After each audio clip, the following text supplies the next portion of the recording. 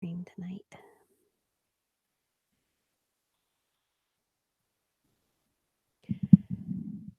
Gotta smirch, la birch, la birch.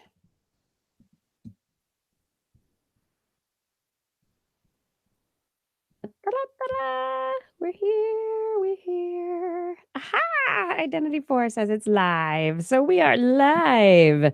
Live. Live. It's live. Yes, we are. Okay. It's just the two of us this evening. Just the two of us. We can science if we try. And we will. Starting in 3, 2, 1. This is TWIS. This Week in Science, episode number 692, recorded on Wednesday, October 17th, 2018. Life Sciences.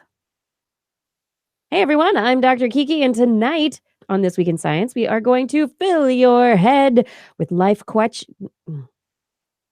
Hey everyone, I'm Dr. Kiki, and tonight on This Week in Science, we are going to fill your head with life questions, nicotine noodling, and beetle goo. But first, can we do that? If we messed up, can we just stop and start again? Wait, sorry. Disclaimer, disclaimer, disclaimer. Regardless of how many people have stated it in the past, ignorance is not bliss. Yes, there are things you cannot unhear, things you cannot unsee. And yes, the world is full of totally regrettable and completely forgettable information. It may even be safe to say that on any given day, there are more events worth forgetting than worth remembering. However, by having a nimble mind, one nimble enough to sift through the noisy informational wreckage of a sentient society, separating the factual from the fictional, the cementable concepts from the dreadfully disposable, seeking out sources that are soundly scientific and deep-sixing, suspiciously unskeptical concepts. These are not acts of ignorance, but acts of reason and rational thought. These are the actions of an advanced mind, an advancing intellect. And there is no more certain sign that you've got such a mindful intellect than the act of listening to This Week in Science. Coming up next. I've got the kind of mind that can't get enough. I wanna learn everything. I wanna fill it all up with new discoveries that happen every day of the week. There's only one place to go to find the knowledge I seek. I wanna know what's happening. What's happening? What's happening this week in science? What's happening? What's happening? What's happening this week in science? Good science to you, Kiki. and a good science to you too, Justin. Seemed so short there. Yeah, something's missing. What is it? Something is it's the lower third. Yeah, the lower it's third. not. No, that's been missing for a long time. Yeah, lower thirds have been gone for a while. It's Blair. Blair has gone missing. Blair's missing. No, she's not missing. If you see her, no, no, she's in Texas. Oh, well, that's like being off the planet. Yeah, and she is getting some wonderful educational training. She's going to be a master teacher for climate science education. Nice. Yeah. So does this mean I can no longer argue with her about things? She'll be like, I have the credential to argue. Yeah. I don't know if I like this. Yeah, so we are going to miss Blair this evening, but we have all sorts of science. I brought some stories to fill the animal corner, even though it is not filled with Blair's wonderful animal intellect. This evening, I brought stories about old life, life from dads, and baby beetle broth.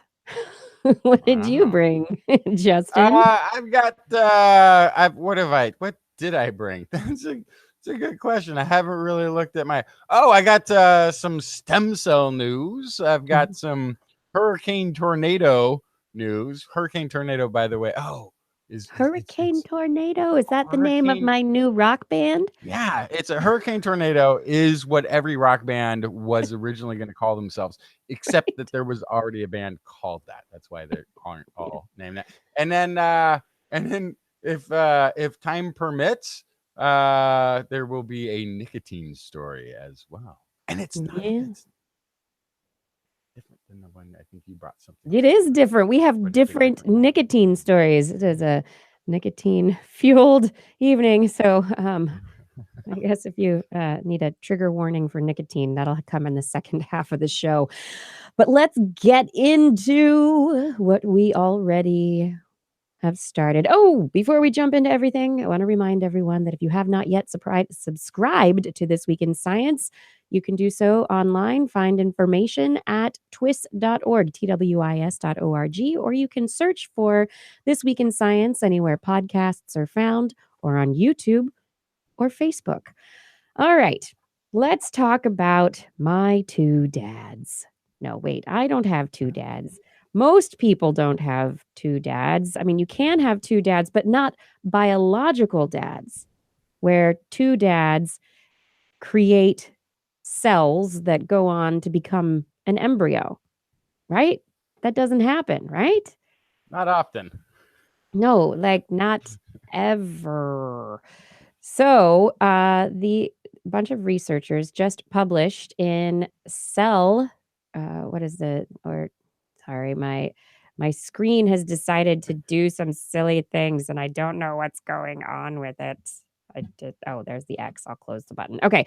In Cell Stem Cell, it was published this last week. Researchers published their study trying to come up with unisexual reproduction using cells from male mice. This doesn't happen in mammals. In many species of organisms, you have parthenogenesis, which is unisex reproduction on the female side of things. We know that females can create more females in some situations with no males around. And may I postulate that part of the reason why the additional level of difficulty would be that in the definition of male, there's likely the absence of reproductive organs that can facilitate a egg laying or the reproductive organs have a big part in this, true, but one of the hallmarks of reproductive biology these days are stem cell biologists trying to take stem cells to create gametes that can be used to go on and create embryos in the absence of a mother and a father. That you could potentially have cells from women, cells from a female, cells from a male on their own. Stem cells create the right gametes and fuse them together and then implant them in a surrogate mother to go on to create an embryo. So we know that on the female side of a mammalian biology and also a reptilian and fish biology that parthenogenesis does occur. We've never seen it happen in males, though. So this study, they went ahead and they took stem cells. They took cells from male mice and also female mice, and they wanted to see if they could make it happen in both of the sexes, if they could create this in both of the sexes. So they discovered there are a number of imprinted areas of particular areas of chromosomes in both male and female cells that need to be deleted. Imprinting is like a methylation that occurs. It basically wraps up a particular area of the genome to hide it. It gets expressed only in very certain situations. Imprinting usually happens to silence certain genes, so that in the case of when genes are expressed, you only get one, the male or the female version from the chromosomes being expressed. And this is how you don't have competing pairs of genes, competing alleles of genes in the expression of certain traits.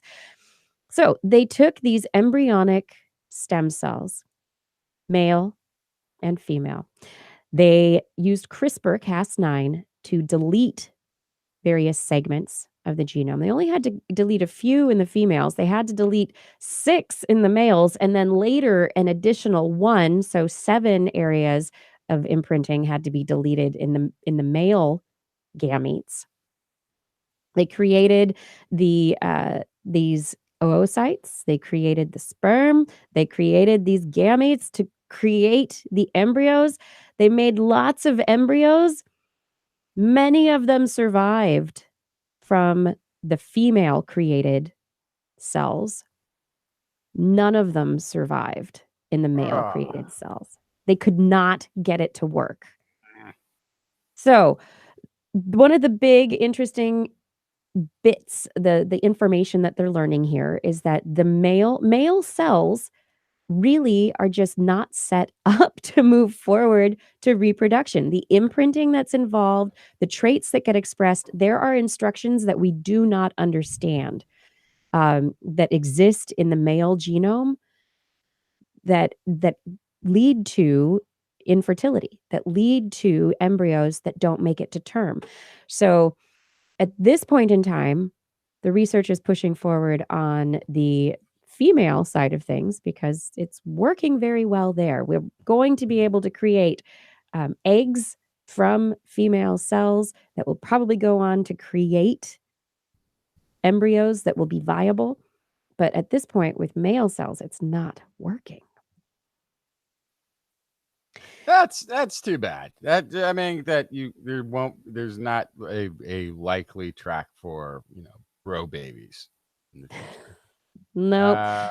But the having 2 moms thing, that could be a foreseeable future. That's a nice development there. Yeah, and it's been expressed that since this works well in the female cells, extremely endangered species like the white rhino may be able to make use of this technique to create eggs and sperm from female cells to create fully female lineages or a fully female lineage of the white rhino moving forward, so that we will be able to conserve the white rhino, but it will never again be a dual sex species if we go this path. So that's interesting. But I guess like there could be a genetic safety valve type thing worked into this in some sort of way. I mean, because I start off by saying that we lack the reproductive organs, but there is a shared architecture of the reproductive organs. However, there isn't the same infrastructure, so that if somehow, some way, reproduction were to begin in a male, it would be devastating. Without a surrogate involved. Right. So maybe this was. I mean, I don't know how far back what the species would look like or what have you, but when the sexual differentiation takes place, there may have been mistakes. Right? There may have been things that happened that quickly left only those slightly more infertile type genes that we're discussing here in place. Yeah. So very interesting. Yeah, it is very interesting. And so in the last sentence of the abstract from this cell stem cell paper, it says, taken together, our results highlight the factors necessary for crossing same-sex reproductive barriers in mammals. So they think that there is going to be, these barriers that are in place currently for same-sex reproduction, that we may be able to cross those barriers, and now we know what the barriers are more distinctly. And it also just sort of occurs to me that like the barriers may greatly diminish in time if what you're really concerned about isn't a total genome transfer, but a a large portion of your genome being in place. And so, yeah, it's not a completely based on our genes all the way through. But if enough of, 2 men or 2 women's genes are present, your kid. Come on. Yeah, exactly. This imprinting is genomic imprinting is a very important aspect to how it all works, and it's very integral to understanding how to move forward from here.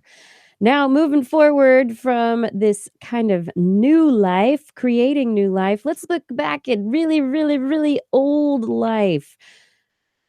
So, do you remember a couple of years ago, researchers looking at super old rocks in Greenland, they said, "We found the oldest fossilized evidence of life on Earth." Yeah, put it right up to the point at which the planet had formed, just about. Not quite. Yeah, this isn't Couple as 100,000 old. years. There are older rocks in this is in Greenland. There are older rocks in Canada and also South Africa where these things have also been um, suggested, but this is 3.7 billion year old rock in Greenland. And since this discovery in 2016, there have been other discoveries, like I said, South Africa and also Canada, that, like you said, take it back to almost 4 billion years ago, almost the beginning of the planet. I would say 3.7 is pretty close. 3.7 is pretty close. So here's the thing, though. We're looking at these rocks in which everything has been mineralized. Everything has been smushed and smashed. And what we're hoping by looking at these little layers of evidence in the rocks, little lines of evidence in the rocks, is for some sign that it's really life and not just rocks, right? Microbial formation evidence Yes. type things. Yes. And so ages ago, the idea is that bacteria lived together in groups in very watery, soupy places and lay down mats. They grew in bacterial mats, like the bottom of your shower might end up looking like if you didn't clean it for a really long time. Uh, and these mats eventually, they die out and they create new layers they grow up and create these layers. And one indicator of biological life is the creation of cone shapes. You don't, according to these early archaeologists and paleobiologists, that you don't get cone shapes forming very easily by natural geological processes. And so cone shapes are very often indicative of life processes because of this growth of life growing up on top of itself. And so in the rocks in Greenland that were found 3.7 billion years ago, there were these cone shapes. And it was very exciting to everybody at the time. But some other researchers said, yeah, I don't know about those cone shapes. I mean, maybe, but maybe it's also the smushing and the smashing of the earth. And it's been a big debate ever since. And so a new study has taken place, just been published, looking at the rocks. Researchers from NASA's Jet Propulsion Laboratory in Pasadena, California, published in Nature magazine. The astrobiologist Abigail Allwood was the lead on this study. They went to Greenland and they convinced Greenland to let them take an even larger chunk of the rock than the original researchers had taken. And in taking this larger chunk of the rock, they got a more perpendicular view of the rock itself. And so what appeared to be cones in one plane of the rock was not a cone in another plane of the rock. So it wasn't a continuous cone. It wasn't a continuous geometric shape. And so the researchers on this new paper in Nature say, I don't think we're talking about microbes here. They think it is simply old evidence of rocks that formed over time and were put under a bunch of pressure with a lot of the same minerals that we would hope to find. with the evidence of the biological mats. So, new discussion. Yeah. New evidence on old rocks and old life. And I think looking at this is the kind of study that now needs to be done on the even older rocks in South Africa, Australia, Canada, these older rocks that we've reported on over the last 2 years, especially this year, that go back and back and back. Is it life? This is the conversation, that we keep wondering. These papers come out and say, it's life, old life. And, the news headlines suggest that that's just the way it is. But then the science starts. The And by deeper news digging. headlines, it's often me. But, Right. well, and the scientists who have done the actual research. But in some of this is the cone shape. Some of the studies that we've talked about had sort of evidence of actual tubular leftovers and the like. But Yeah. this is a great study. It does illustrate that your signal strength is clouded in tremendous noise. And so not every time that you see the signal that you're looking for will it be the actual thing that you're looking for. The noise being there's going to be a lot of other things that look exactly like the thing that you're looking for but aren't it. This is the sort of thing that is rather common in science, and what science is often trying to do is separate signal from noise. And they found the signal, and somebody else has discovered that it's in fact noise. In this instance, it sounds like. So. It sounds like it, yeah. So the researchers who did the original study, of course, they're saying, no, it's life.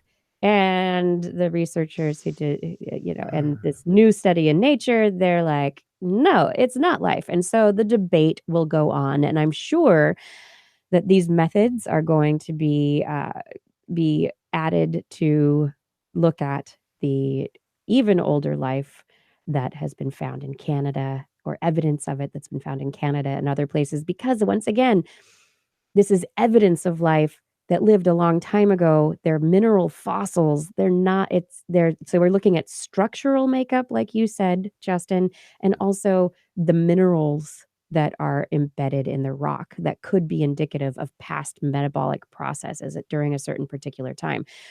And so this question is really important, especially to an astrobiologist.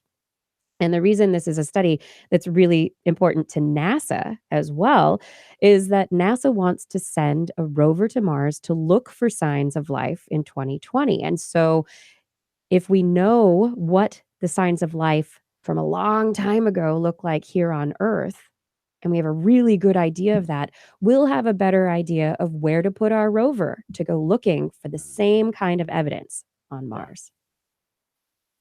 So this is going to help with our study of the solar system. And with this now debate between these two different groups of scientists, it's healthy to stick by your guns or the evidence that you have and the understanding that you have behind your evidence to a point. And it's also healthy to be unmarried completely to the outcome of your discussion that you're having. You need to have both. Yes. And it's hard for humans to both have a point of view and be willing to allow it to fall to the wayside. So I'm glad that they're going to press the discussion and go, oh, they have a different opinion. Well, I guess we're wrong. You don't want that. You don't want that either. You want both sides to go through a few rounds of presenting their how their evidence is built, and then hopefully one group will go, you know what, fair point. Yeah, you're right. That's what you want to see. That's what you want. Yeah, enough evidence to build up to support one hypothesis and to negate another. All right, Justin, what did you bring here about stem cells? So this is okay. the wrong story that I have in front of me now. So I'm going to switch. Oh. I still have the wrong story in front of me. Oh my goodness. How did I end up with? How did you do these things with I your know computer? why. So this is a story about somatic stem cells. These are the body's like most kind of important active like workers. These are cells that are regenerating body tissue, and they're everywhere. They're in your organs.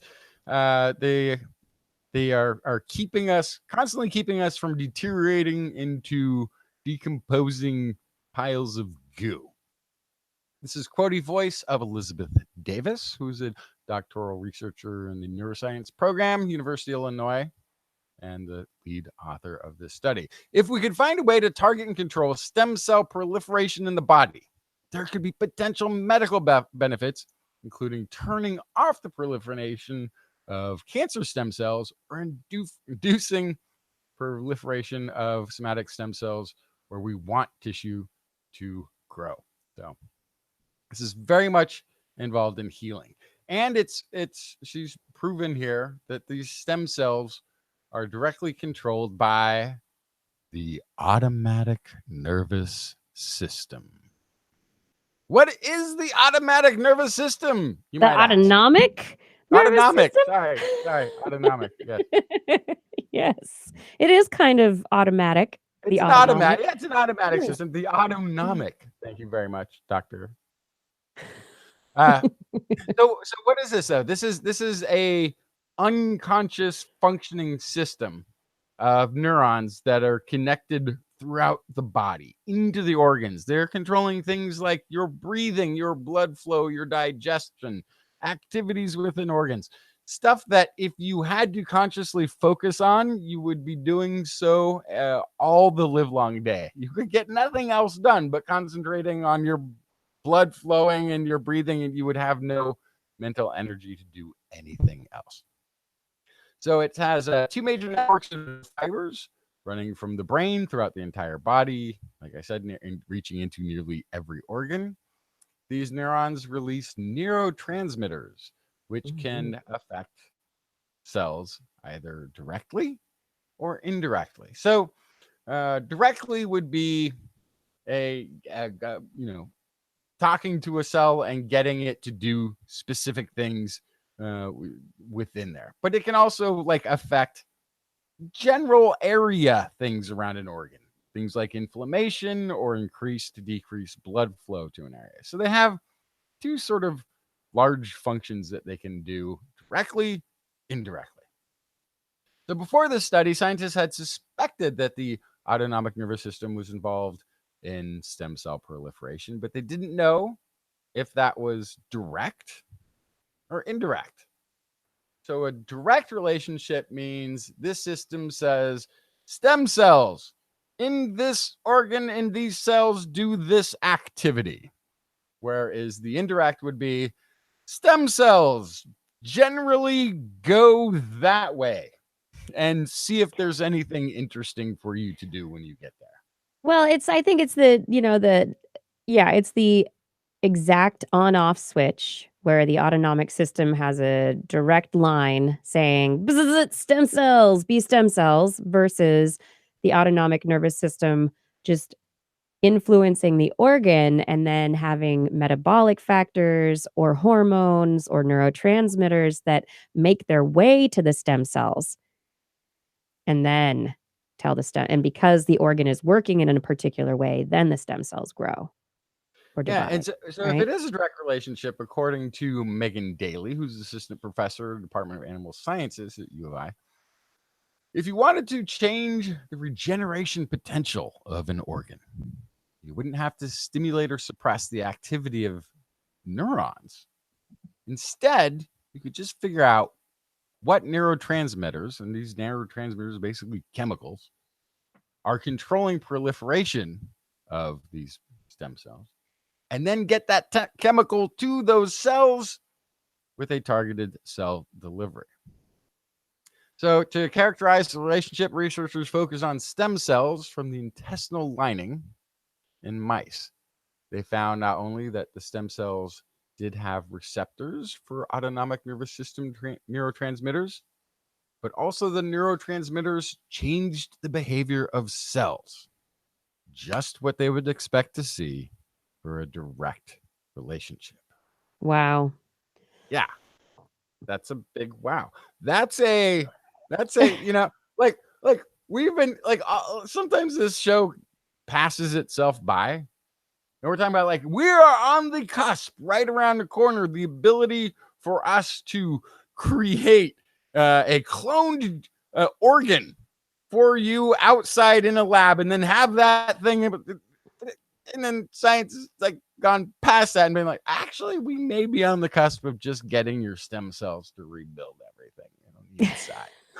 We might not actually need any of this, all this direction of creating organs that won't be rejected by the immune system and creating scaffoldings and creating ways to do. Quicker route would just be tell the body fix it. Oh, wow. Absolutely. If you could get the body to stimulate itself, to regenerate itself. I mean, there's so many things in the way, obviously. There have been genes, we have vertebrate relatives, the lizards for one, who can regenerate limbs, right? Regenerate a tail, regenerate a limb. Fish might be able to do this with their eyes to some degree. There are regenerative capacities in vertebrates in our lineage, right? Our genes have changed. Our genes have been silenced. Those genes over the years have been silenced. How can we get them to turn on again? Or if we don't get the genes themselves to turn on in the situation of disease or damage, how do we turn on the nervous system? Or turn on the sympathetic side of it, turn off the inhibitory side of it, right? How do you get that balance to make the stem cells go? Yeah, fascinating. I wonder if we can. And so, and there's also some hint that they're talking about that stresses, the mental stress on your nervous system can actually decrease regenerative potential of organs. This is something that's been seen in PTSD afflicted people, right. And so knowing that the nervous system connected to the brain, as it always is, can be affected and stressed in ways that affect its ability to do healing. I don't want to get it to start talking about Hey guys, don't be stressed out, okay? The world as it is today. Take a deep breath, chill, relax. But in that, it'll be better for you. Yeah, but also in that whole argument of, coming up against some evidence and going, oh, maybe the other side had a point. Maybe there's a little something to the faith healing. If you get to a point where the brain actually believes that healing is taking place, and part of the brain, some aspect of it's like, oh, there's a request for healing going on. Do we have a lever we can put? Oh, there is one over here. Let's put. So, although much more effective through chemistry. This could be part of, not the whole explanation of, but this could be part of an explanation for how the placebo effect works. This could be part of the explanation to how so many stress-related disorders lead to metabolic disorders or are involved in metabolic disorders. This could be a huge part of. Oh, yeah. This is very interesting. Very interesting. Thank you for this story. You want to talk about some animals? Oh, is it that time again? Yeah. No, Blair. No, Blair, we're not going to do the music right now. This is This Week in Science. Normally at this time of the show, it would be Blair's Animal Corner, but she's not here with the animals. So I brought a couple of animal stories. I hope you don't mind me jumping in here. Kiki's Animal Corner. Dr. Kiki. I'm not taking over her zoological tendencies. Okay. All right. I am a parent. I do know what it takes, though, to take care of offspring. A wild animal. That's right. Raise a wild animal. Absolutely.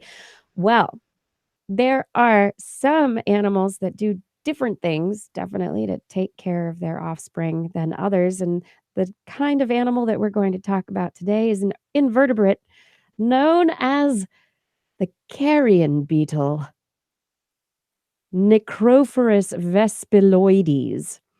Necrophorus vespiloides. They like burying dead animals. They feed off of dead animals. These beetles are wonderful for if you're preparing a specimen to just put their skeleton in a zoological museum preparation. The carrion beetles are amazing. They clean it. They clean the flesh completely from the bones. There's nothing left except maybe, like a couple of little tendons and a tail. So these beetles, they do a great job of cleaning meat from bones. But when they're raising their babies, they go to extra special care.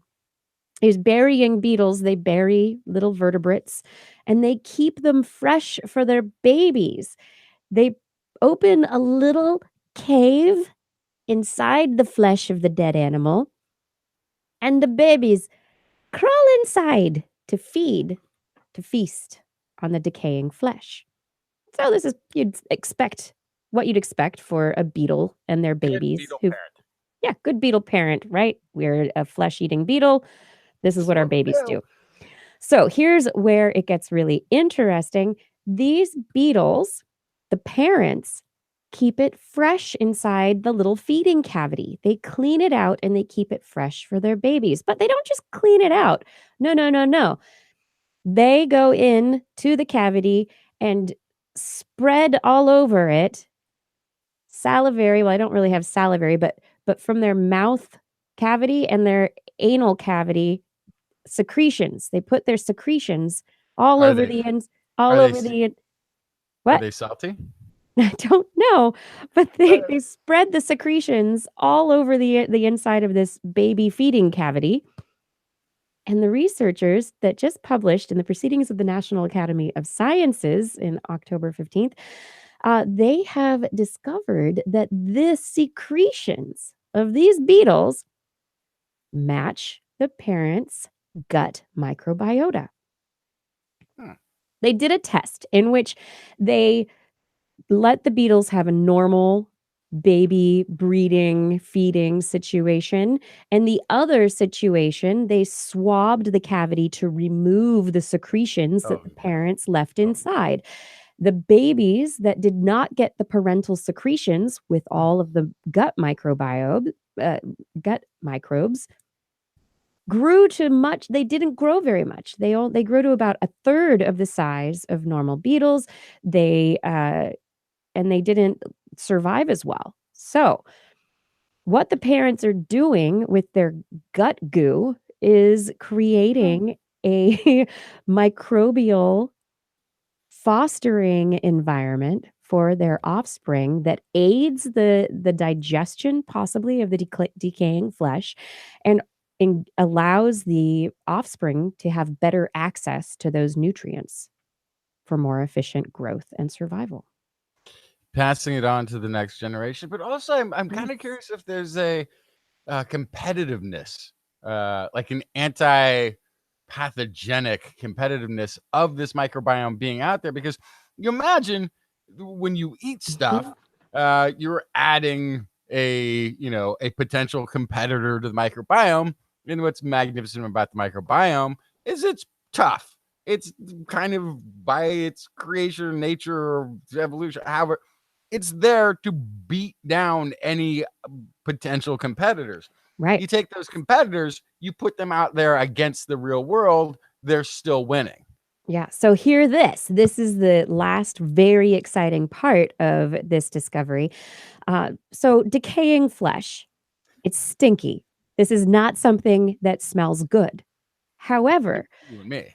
to you, that's right. To me, it does not smell good at all. Turkey vultures, you get microbes that help enhance the decay Usually in a decaying situation, there is an enhancement of the decay, and it leads to more cadaverine and more of these stinky volatiles that are expelled into the air in these tanks, or in these places where the researchers are holding these carrion beetles. It really doesn't smell. The researchers say that with the secretions of the carrion beetles, it doesn't smell bad. And they think that what's happening is the beetles are not eliminating the microbial community that would normally lead to the stinkiness. They are restructuring the community into one that is more healthful to themselves and their offspring.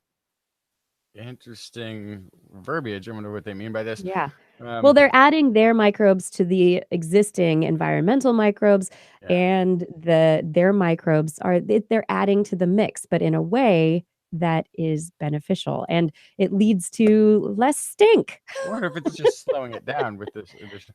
But Yeah, but I can, it doesn't slow it down so much. Well, maybe because they're eating the carrion, but yeah, I don't know. it's just sort of like the community demographic changes significantly enough. It's but but this may be, and I want to. This is actually sometimes ignorance may be bliss. I'm going to take back my disclaimer. This may be a boon to food scientists, and that future food products. Wait, that hamburger, that salmon has been out for 2 days. Oh, don't worry, it's covered in beetle secretion. It's fine. But we won't know. We won't know because we'll rename it, and it'll just be like long-term processed, and that's all we'll know. We won't know it's based on beetle secretion. But this is anything that increases the viability of food is a good thing. Absolutely. And then I'm really sorry that Blair isn't here for this story, because it's kind of about color blindness, but for bats. So, you know the phrase blind as a bat? Yeah. Yeah, well, bats are not blind. They're really, really, really not blind. Some of them able to see in the dark. I think that's like kind of the opposite of. You have to have really good vision, right? They have pretty good vision, very, very normal vision, except that there have been trade-offs, according to a new study in the journal Molecular Biology and Evolution that used phylogenetics and molecular biology to delve into the evolutionary price of acquiring echolocation and nocturnality. So what they found is that there was a trade-off. Somewhere along the line, bats decided they were going to start investing more in hearing their echolocation, and they have high-tech echolocation. And also some of them decided to start living in caves. And so as a result, there's a proportion of bats who they've lost a gene called SWS1, short wavelength sensitive gene for blue UV light. They have another gene called MWLWS, which is medium or long wavelength sensitive for green, yellow, and red light. And these are opsin genes that allow them to detect colors. But so unlike color blindness, right, where it's red-green colorblind in mammals so often, this is specific to blue wavelengths, to the UV spectrum of the UV frequencies of the spectrum. And so it was found that in their data set, they found 20 out of 21 existing bat families that were chosen for diverse echolocation types and ecological niches. And the authors have shown that this loss of this SWS1 gene is pretty common in bats, and more common than previously thought. And so they went and looked a little more deeply, and they found evidence. They say, our work supports previous hypotheses which suggest the loss of the SWS1 opsin may be related to the adoption of advanced echolocation and cave roosting in bats. But that doesn't mean bats are blind. They just don't, some of them, and not even all of them, don't see well in the UV spectra, but they all can see. So blind as a bat? Nope. Yeah. By the way, I don't know that there are any humans that aren't blind in the UV. Is that fair? Possibly. Yeah. Yeah. I don't really see in the UV. Do I? I don't think I see the UV too well. Well, blue. I can see blue. It's when it gets into the UV that gets a little bit is the different. blue already in the UV? Is that part of it? No. Is it really? No. Okay. It moves in. It's blue to the UV, but yeah, blue and UV. Okay. Yes. No. Yes. No. Maybe. Yes. No. I once saw a comic strip that was really funny. It was a something about Californians and how they speak, and that no, maybe is something like yes, no, or no, yes is really yes, but no. And it was a differentiation of how Californians use yes and no to actually say yes most of the time. It's pretty funny. Anyhow, that's a tangent. I think we finished the first half of this show. Oh Do you have any more? yeah. No, I have. There is more, but it's going to be in the second half of it. Yeah. So everybody, what are you going to bring in the second half, Justin? I still got the tornado hurricane stuff. I guess I haven't talked about any of that, and the epidemic, which is often overlooked, of rodent smoking in many research labs across this country. Apparently, I think we may be both talking about some aspect of this. Yeah, rodent smoking is on the rise. All right, everybody. We will be back in just a few moments with more This Week in Science. Please stay tuned because we have a lot more science coming your way. This is TWIS.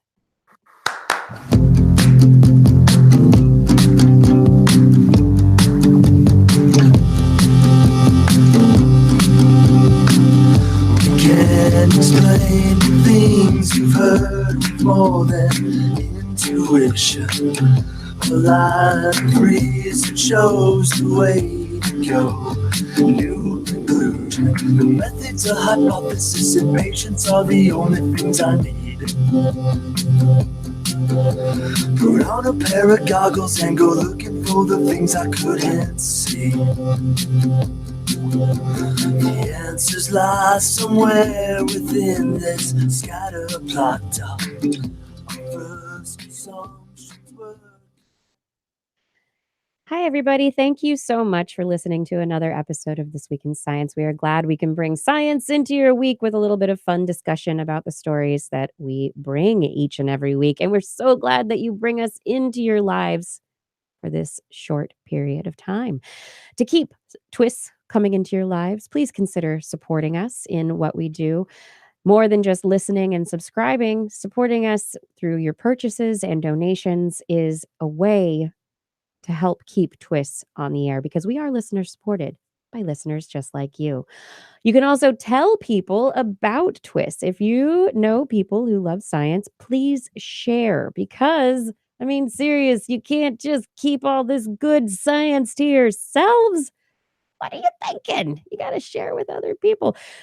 So head over to twis.org. Tell people to go to twis.org. If you haven't subscribed, if you know people who would like to subscribe or really should, send them to twis.org. Big orange subscribe button makes it easy to subscribe to the top 3 platforms, YouTube, iTunes, and Google Play, where This Week in Science is available.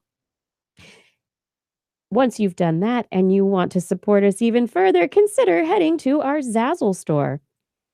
Zazzle.com/thisweekinscience, or just clicking the Zazzle button at the top of the TWIS page will send you to our store where you can find t-shirts, mouse pads, mugs, phone covers, wrapping paper, hats, tote bags, so many fun goodies with the TWIS logo and art from previous years, Blair's Animal Corners, available on the website. A portion of the proceeds at the Zazzle store do go to supporting This Week in Science. And I'm looking at the page right now, and there's some major discounts, 25% off with October 25 off.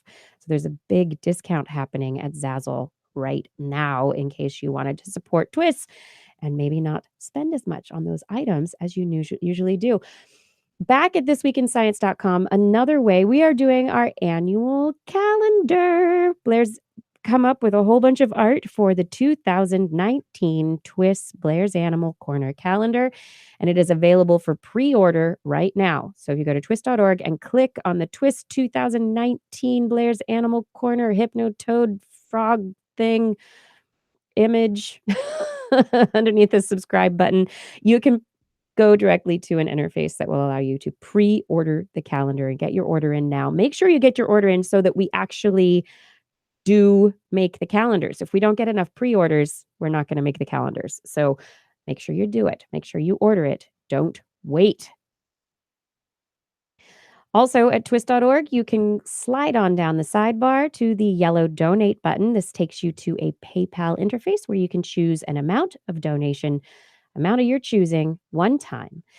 Any episode you click on will take you to the episode show page where you can listen to the show, peruse the show notes and the stories that we discussed during the show. And once you get to the bottom of the page, there are pink buttons that allow you to donate on a recurring basis. So if you'd like to set it up so you can donate a small amount each month, click on one of these pink buttons, $2 a month, $5 a month, $10 a month.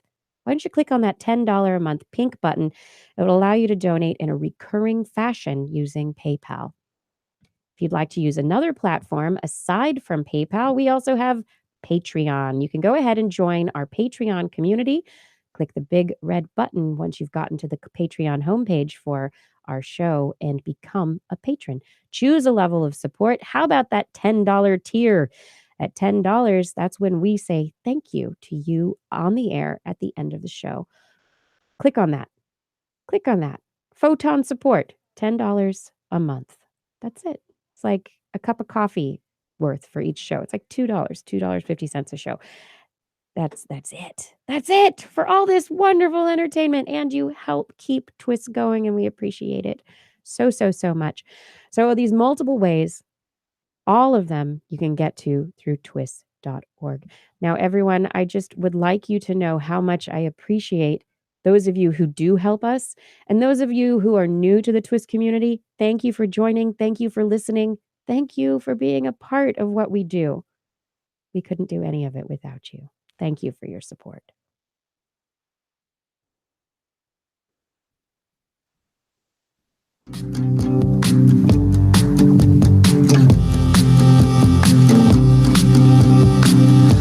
Can't explain things you've heard more than intuition. A line of reason shows the way to go. New conclusion. The methods of hypothesis and patience are the only things I need. And we are back with more This Week in Science. Kiki, Yes, we are. You know what time it is. It is it time. that part of the show where we get the input from a listener? That's right. This part of the show is called This Weekend. What has science done for me lately? Got a little high pitch there at the end. This one comes once again from MiLady Carol. She writes in and says, "This will be my second What Has Science Done for Me Lately contribution. Nice. I was inspired by your trio of unanimous dishwasher machine adoration in a podcast earlier this year." Yes, it is my favorite invention of mankind. Mine too.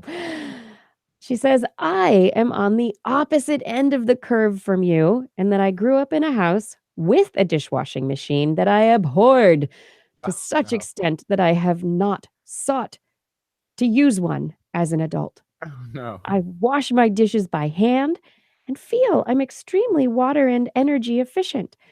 I have recently moved to the dry continent of Australia from the verdant Willamette Valley, where one had but to lean out one's door to collect water. Here, where water is scarce, I am abundantly grateful for my science dabblings. I use 2 buckets for dishwashing, one full of water and soaking dishes. The other is rinse water. Easy, water efficient, and here's the sciencey part, perfect for watering the garden. Why? Mhm. Because I am a kitchen witch and my lotions and potions are all made from mostly food.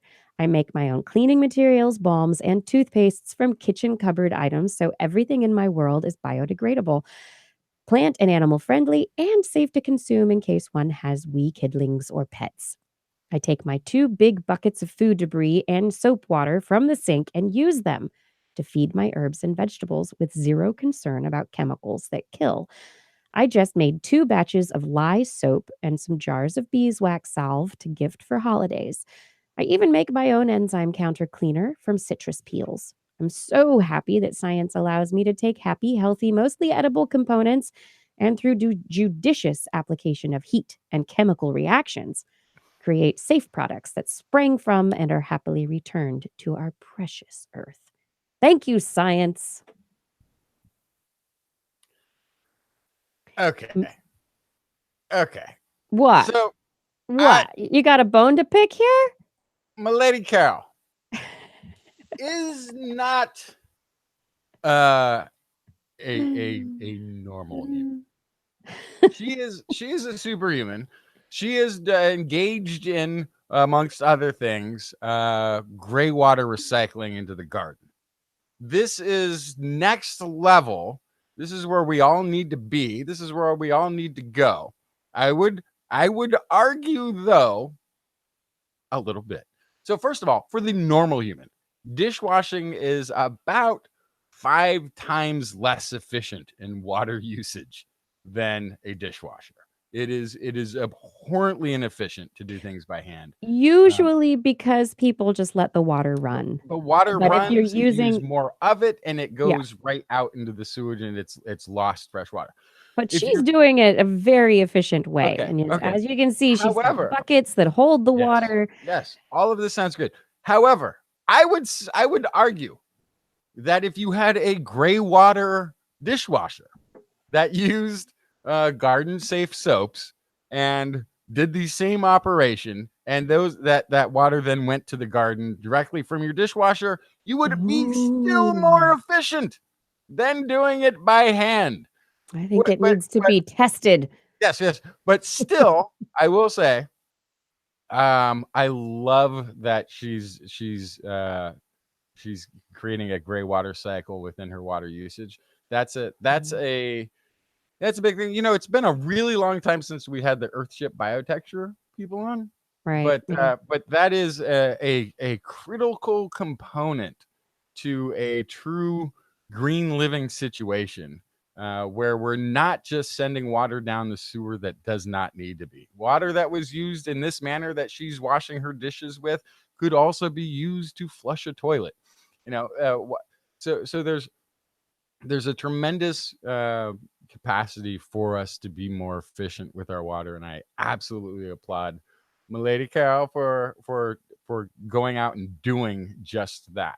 Although I'm never giving up a dishwasher, I would much prefer to get into a situation one day where my dishwasher is connected to a gray water tank and does then filter out into my garden. That would be fantastic. That would be, or to other parts, or like you said, to your toilet or to other places where you have a real circulating gray water system that the water is reused. Yes, it is. Yeah. So every time people take steps like these to be more efficient, to conserve water, it's not huge on the individual scale, but really when more and more of us start doing these things, what we can do, right? What we can fit into our lives, it makes a difference. It does make a difference. Individual people help conserve water. Individual people can make changes as a group. So, MiLady Carol, thank you so much for the inspiration. And yeah, sometimes we forget up here. I mean, it's dry right now in the Pacific Northwest, but sometimes we forget in the middle of winter when that rain is just coming down how scarce water is in other parts of the world. So it's a very good reminder. And thank you for your science-y creation of kitchen goodies. Yes. And a second, what has science done for me lately? I love it. It's second. Yeah. Do other people have more? What have science done for me lately? Contributions? We need your contributions. Things have started kind of tapering down on the contributions to this section of the show. And if it is time for this part of the show to pass on in favor of something else, so be it. But I would love to give everyone an opportunity to continue voicing their appreciation, your appreciation for science. So please write in Kirsten, Kirsten, at thisweekinscience.com. Say that again. There's I need to write it down. Kirsten, I just Kirsten, at thisweekinscience.com. Or you can go to our Facebook page, This Week in Science. Message me, and I will get your note. These are the two places I'm looking. If you send them to other places, I don't see them. These are the places I look for these things. Other places, they slip through the cracks. So please send me your notes. and it occurs to me that if I wasn't on this show and part of the show, that I could myself add one of these every week. And Oh, and Of and course so you could every so week, but I don't want it from you no, every week. I Yeah. understand. But what I'm thinking though is 'cause every once in a blue moon I miss a show. And on those shows, I will now say that I will provide a what has science done for me lately if I can't make it to the rest of the show. I think that's only fair. Okay. I like it. Thank you, Justin. What science do you have for me right now? Let's see. So this is sort of we talk a lot about the global warming thing. If you're just listening and haven't heard us talk about it yet on this particular episode, it's a pretty dominant theme throughout all the 13 or 14 or 15 or more years that This Week in Science has existed. Over the past 40 years, according to recent research, tornado frequency has increased over large swaths of the Midwest and the Southeast. Interestingly, at the same time, it has decreased in portions of the central and southern Great Plains, a region traditionally known as Tornado Alley. This is a study by Professor Victor Gensini of Northern Illinois University. And it's got NOAA and the National Severe Storms Laboratory in Norman, Oklahoma. They found significant decreasing trends in frequencies of both tornado reports and tornado environments over portions of Texas, Oklahoma, and Northeast Colorado, traditional hotspots. And they identified significant increasing trends of tornado reports and environments in portions of Mississippi, Alabama, Arkansas, Missouri, Illinois, Indiana, Tennessee, and Kentucky. Now, this doesn't mean, though, that if you are in Texas, Oklahoma, Northeast Colorado, that the global warming thing is necessarily a good thing. You're still number one in tornadoes. You're still the hot spot, but maybe a little bit better and worse if you're in any of those other states. So the trend they find is there's sort of a creeping eastward trend to where tornadoes seem to be forming. And they say they don't have enough, they haven't coordinated or this evidence to just say it's global warming, but that's also been going on for the last 40 years. So there's definitely correlative evidence of this, but it may be one more thing that you haven't considered that's going to be changing. Yeah. So I wonder how far the movement is and how far east it will end up moving. I mean, what is going on? Who needs to be prepared and who needs to be scared? Yeah, definitely. I mean, that's it would tornadoes would be particularly devastating if they were going west. If they were making it to California, a lot of people don't have basements. or safe spots to go to, for a tornado. We're earthquake proof, but we're not tornado proof. Another thing that's been going on lately is hurricanes. The United States has been getting pummeled recently with a high volume of high category, high damage hurricanes. University of Delaware's Christina Archer recently published a paper that discovered something kind of interesting. Large-scale offshore wind farms cut down on the precipitation associated with hurricanes. Well, sort of. So it turns out when you have these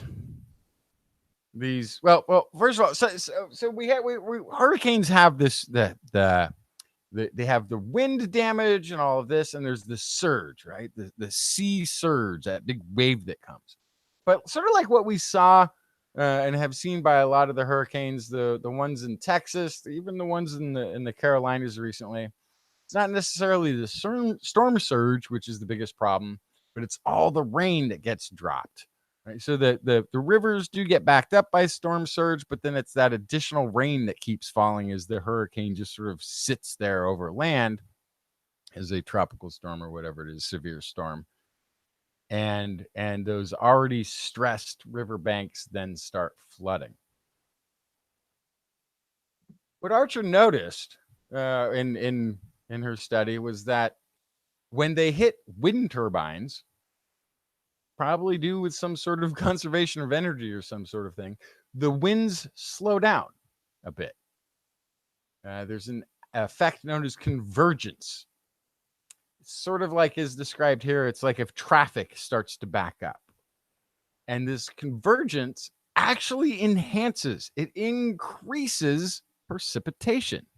So the winds of the hurricane slow down a bit in encountering a large wind farm, and precipitation increases. But this precipitation increase is taking place offshore. Well, it's taking place in the area before the wind farm, right? Before it hits the wind farm. That's where the backup takes place, and that's where the precipitation takes place. 30% more precipitation than would have been normally predicted before it passes the wind farm, which means then that when the storm hits land, there's less precipitation available to fall. Which, if you think about it, then is a double win, because presumably these large wind farms are replacing carbon-producing energy sources, which would be contributing to global warming and increased hurricane. So that's a pretty fascinating, like a man-made thing that could create a sort of catalytic shift away from the damage and away from the frequency, perhaps, of hurricanes. As long as we can engineer them to withstand the wind speeds and the storm surge from the intensity of those hurricanes that are coming at them. Yeah. I mean, hypothetically, it's like, oh yeah, if the turbines are there and they're able to handle the wind, then yes, that's what they're going to do. They're going to slow the wind down a little bit, and they will potentially change the energy density that is heading toward land. But if that energy is too strong for those turbines, then we've got just shrapnel. Oh, No, I have not heard anything about. I've heard nothing about wind farms being turned into shrapnel. Yeah, they don't do very well. Wind farms don't do very well when it comes to really intense wind that could potentially be changing direction rapidly on them, and let's just overbuild them. It's a great production time for them. It's an engineering issue. That's it. There's a tremendous amount of energy. They are in full form for several days before being turned into shrapnel. Then I'll tell you that. It is neat. There was a study that came out like a week or two ago also suggesting it's something similar to wind farms, that wind farms, I believe it was on land, not sea-based wind farms, but land-based wind farms that if that they could potentially cause an increase in the temperature over land, as much as it would be reducing our need for carbon dioxide emitting fuels, that the change in the airflow as a result of large numbers of wind farm would end up causing about the same amount of climatic warming. So it was this kind of trade-off. But then again, if it's increasing precipitation because of slowing winds, that could also be a benefit. So there is you pulled the lever here and oh wait, that dial went up. I pulled the lever here. Oh wait, something else moved. So there is a little bit of everything that we do affects everything in the world. It's butterfly effect and all of these sorts of things. But for certain, we are of the understanding that reducing the amount of carbon we're putting into the atmosphere will increase our chances of surviving the century. That's right. Oh dear. All right. Speaking of survival, many of us, handle stress by smoking cigarettes, by using nicotine as a method of handling our nerves. Well, nicotine can have many effects on the nervous system. It increases your energy. It's a sedative as well as a stimulant, which is very interesting, which is how it has a calming effect on some people as well as an uplifting stimulant effect. Usually its half-life is about 2 hours in the human body. So the main effects are for about 20 minutes or so. But after about 2 hours, about half of the nicotine in the body has been removed. It makes its way pretty much immediately to the brain where it has lots of effects. And downstream effects, it can increase your heart rate. It can increase venous constriction. It has all sorts of effects. It can affect your gut as well.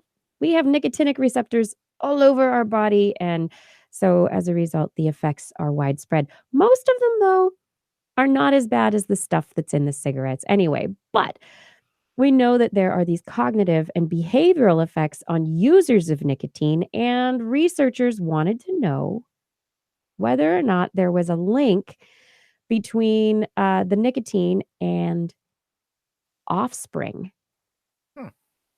So the children of nicotine users. But we're not talking about people, of course not, because we give nicotine to rodents. So in this study that was published in PLOS Biology this week, researchers gave ungodly amounts of nicotine to very small mice. And then they wanted to figure out the paternal side of things, not just the maternal, but the paternal. So we know from previous experiments that mothers who use nicotine, that has an effect on their children. Their children have cognitive and behavioral effects. Researchers wanted to know if the father was using nicotine prior to reproduction or around the time of reproduction. Does that have an impact on the offspring? Oh, yes, it does. Researchers spiked male mice's drinking water with nicotine for 12 weeks and then bred the animals with females who had never been exposed to nicotine. They mated the offspring then to produce third generation of mice. And then they tested those offspring, the second and third generation, on cognitive and behavioral tests to see whether the father's or grandfather's nicotine exposure had an influence on anything. And in some tests, they were normal, but then on others, they didn't do as well as mice whose parent or grandparent had not been given nicotine. And there was also hyperactivity in the second generation, and they also had lower levels of neurotransmitters, some neurotransmitters, than the offspring of unexposed animals. The results are really intriguing because it suggests that there is a transgenerational effect of nicotine. So it's affecting epigenetic markers in nicotine-treated animals. But like I said, caveat, ungodly amounts of nicotine were given to the parents. There's another caveat here, though. Yeah. Which is that epigenetic changes, paternal epigenetic influence changes that we've been able to identify thus far seem to form prepubescently.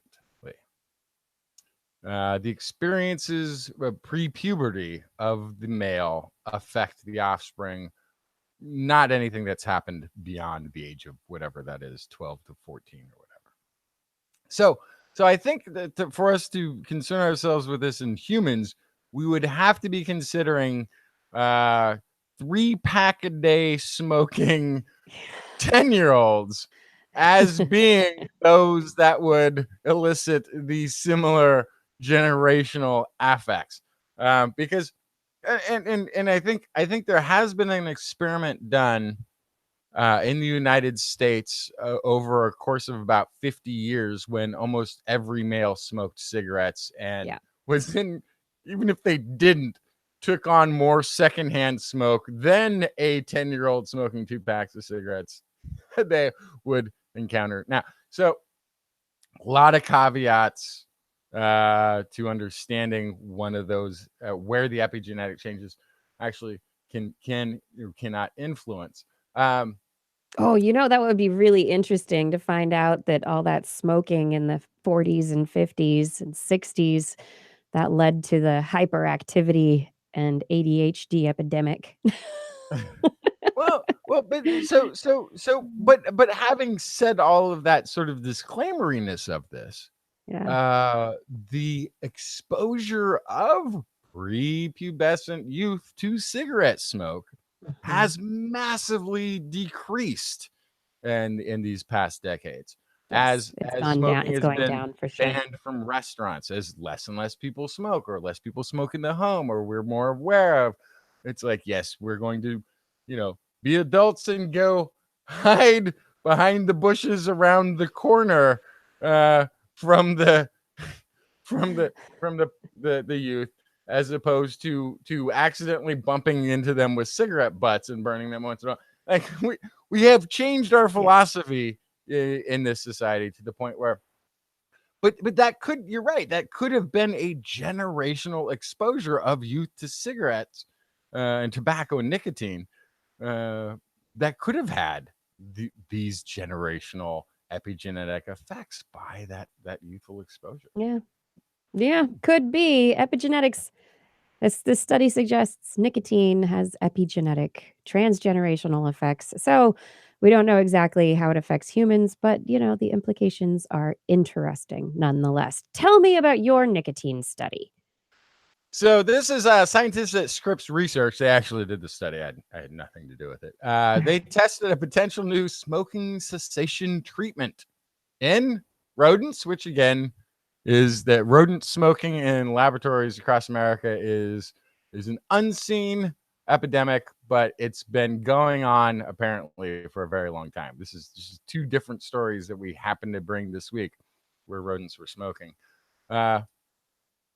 This is published just today in Science Advances. They gave nicotine-dependent rats an engineered enzyme that worked its way into their bloodstream to break down nicotine before it reached the brain. So this is a nicotine to brain blocking sort of design, right? So the treatment quickly reduced the animal's motivation to take up more nicotine, because by taking nicotine, they didn't get any of the nicotine or very little of the nicotine. And it kept them, based on the study, from relapsing even then when they were given access to nicotine again. Quotey voice, principal investigator Olivier George, PhD, associate professor at Scripps Research. This is a very exciting approach because it can reduce nicotine dependence without inducing cravings and other severe withdrawal symptoms. Works in the bloodstream, not the brain, so its side effects should be minimal. So nicotine dependence is what keeps people smoking, despite any knowledge that they may have of all the harm it does to their health. It is an addiction. And this isn't in the study, but it's something that you sort of mentioned, how it's a stimulant and a sort of paralysis thing. A sedative, yeah. A sedative. It from what I have read and understand, it's a sedative to the central nervous system, which then we earlier talked about is integral to organ preservation, right? Like, Oh, what if yeah, the tying big, things together. what if a big pathway to the negative effects of smoking is actually just the nicotine shutting down, putting into paralysis the central nervous system to a degree that it can't do its job of maintaining organ health. Wow. Anyway, You're jumping. We don't have it's a evidence lot of really for speculation, that. but You're I only speculating, believe but I only believe yeah. the information that I hear on this show while I'm It is on the show. it is an interesting So it is an it's intriguing sort of kinda, connection. this wasn't, we, in case anybody, just behind the scenes, we don't plan the show. We just sort Yes, of bring the stories. Justin, keep going. Let's finish sorry. the show. So do it. Okay, I'm sorry. Yes, we are at the point where we're about to end. So they did a couple interesting things in this. One of the experiments, they shocked the rodents when they would hit the lever 30% of the time. Those rodents who had this enzyme that was reducing nicotine intake were less likely to keep hitting the lever. Those that didn't have this enzyme kept hitting it despite the electrical shock. They didn't care. This is the level of severity of this addiction, right? So one of the other things that takes place is they sort of elicited a severe addiction environment for some of these rats. Severe addiction is where you have the rat sufficiently addicted to the nicotine to where they're pulling the lever multiple times in the day, and then you give them a restriction. And when you make that lever available again, the severe addiction scenario uses it more than they would normally. Okay. Meaning that they not only you're getting that, but they're trying to like make up for last time or afraid it's going to go away again.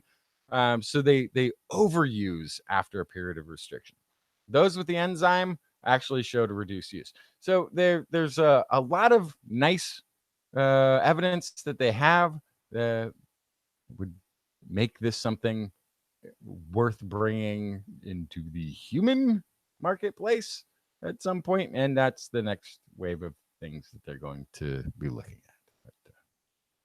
That'd be great. It would really be amazing to be able to get rid of nicotine's effect. It would make it so that instead of that dopamine hit every time you have a cigarette that reinforces the behavior, that seeking behavior. Instead, the enzyme would get in the way. You would start feeling icky because it's not doing anything good for you. You're not getting the nicotine hit and your body's just like going through, withdrawal.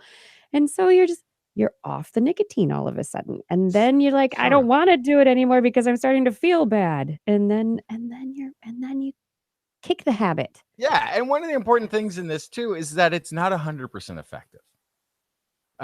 Some of that nicotine gets to the brain still through the blood. And so the way they they don't describe it, but the way I would describe it, it would be like wearing a very light nicotine patch. Yeah. So that it's not a cold turkey experience, which has its own sort of, set of things that prevent people from quitting, where they become really nasty or aggressive or whatever the thing is. There is enough making it through still to keep the quitting smoker person from going completely insane. Yeah. So it sounds like it's a very promising first inquiry. Can't wait to find out more. Are we at that part of the show where the show's over? No, it's not over yet. I have a few more stories, but I have some quick stories for the end of the show. And yes, let us jump into it. Not, wishing that maybe we were mice or rats or, oh, hey, I have a story about dead rats right now. This is a rodent-filled show. How did all these rodents get in here? I don't know. So Blair brought a story a few weeks ago about rats and how they, city rats and how they hang out in the city and, how cats don't kill the rats and all that kind of stuff. Well, I found a study about rats from 1,000 years ago because apparently it's interesting to researchers to find out not only what people were doing in ancient archaeological dig sites, old human settlements from our past, but also what were the rats doing?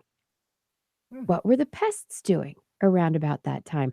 So, researchers publishing in the Royal Society, as Proceedings of the Royal Society B, they have discovered, and should be really, it's kind of a well duh finding, but compared to today, also, urban rats have a wonderful diet based on the food that humans have, but it's Yeah. less variable and also higher in protein than country rats that have to compete for their food against raccoons and possums and all the other wild animals that exist out in the country. And so human settlements likely became a place where rats could get very high nutrient density food and not have to compete with many other species for that food. The researchers looked at human settlement sites from about 1790 to 1890. These archaeological sites from York, which is now known as Toronto, and Upper Canada, now Ontario, Canada. They looked at a bunch of these sites and they they dug up rat bones and they looked at markers for what the animals were eating. So what uh, carbon isotopes, what things that could be indicative of what the food sources were for these animals. They looked at various isotopes of different compounds to determine that the urban mice had it pretty good.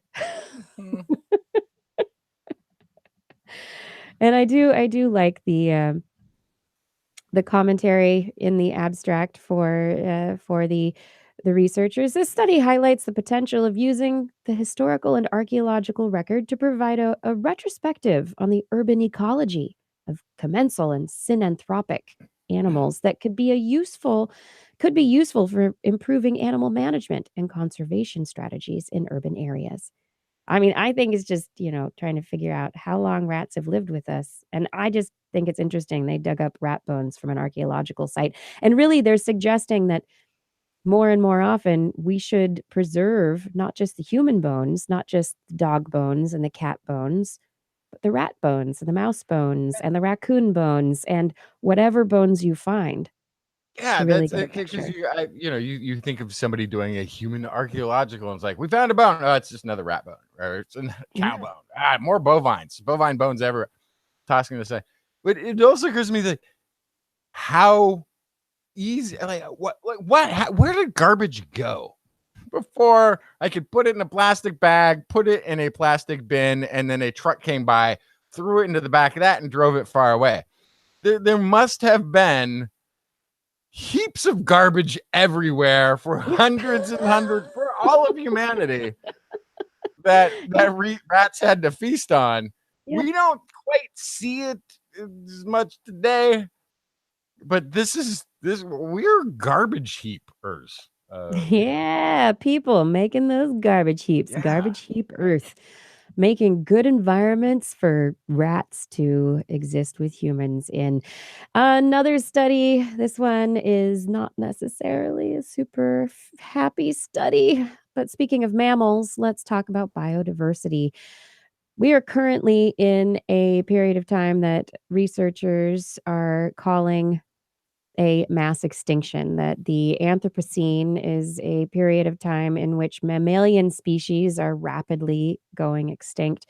And a new study that's out this week in the Proceedings of the National Academy of Sciences found that really mammals, at the rate that we are going with this sixth mass extinction, that mammals are going to take millions of years to recover from the losses. So they considered, if we were to make changes to our behavior and try and conserve mammals, put into place conservation practices to allow species to survive, to sustain them, they looked at various scenarios. Mammals start to recover immediately, which they say is a situation that would require a dramatic change to conservation norms, or mammals start to recover after 20, 50, or 100 years of current conservation efforts. And this lag means that more species would go extinct before the recovery would begin. Stopping extinctions immediately could restore diversity within, guess how long, Justin? I have no idea. 500,000 years.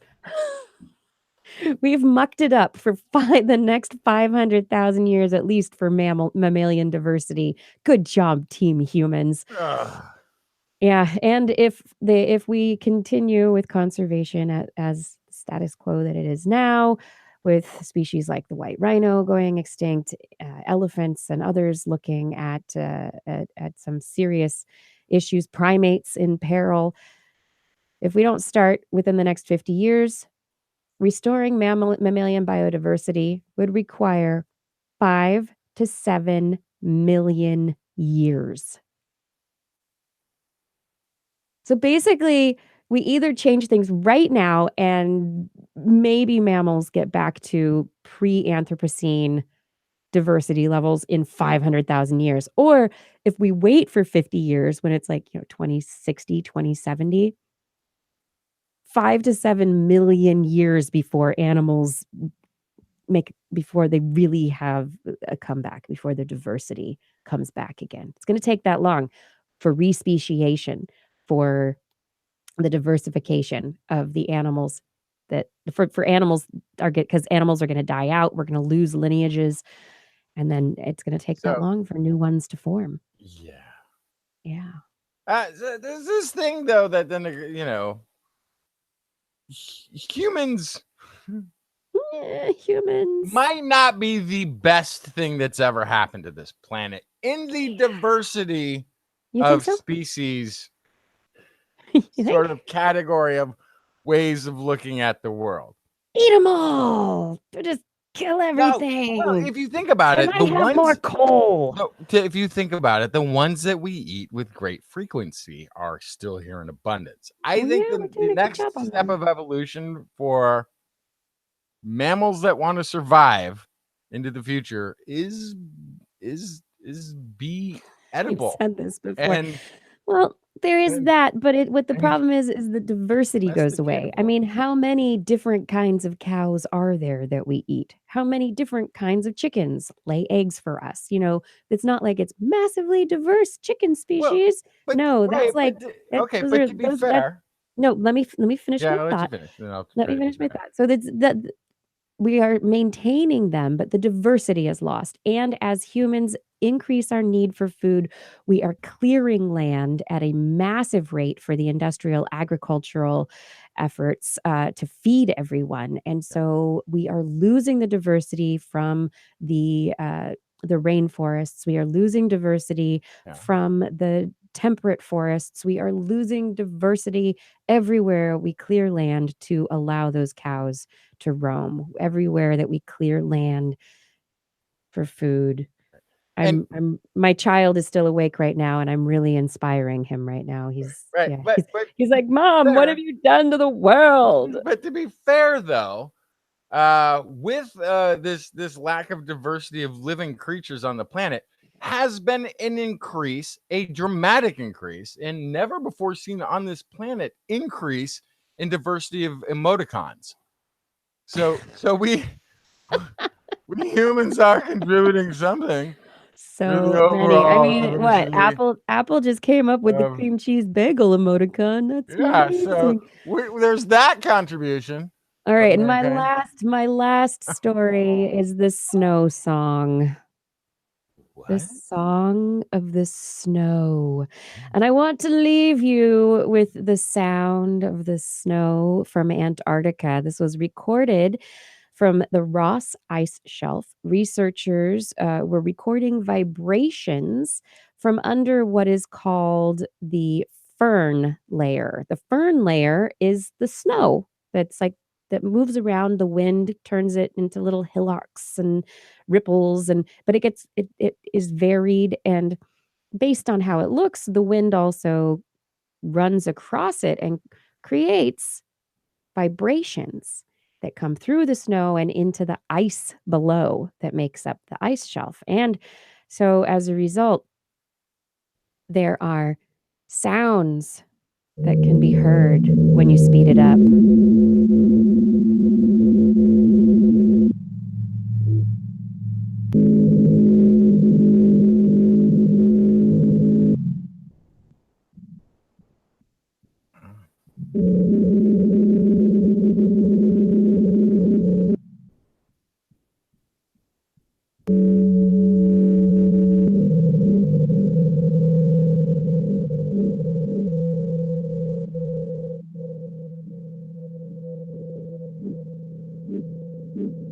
Ladies and gentlemen, you're listening to the answer that has been blowing in the wind in the Arctic. It has been But blowing the in the question wind. is, I'm still nobody.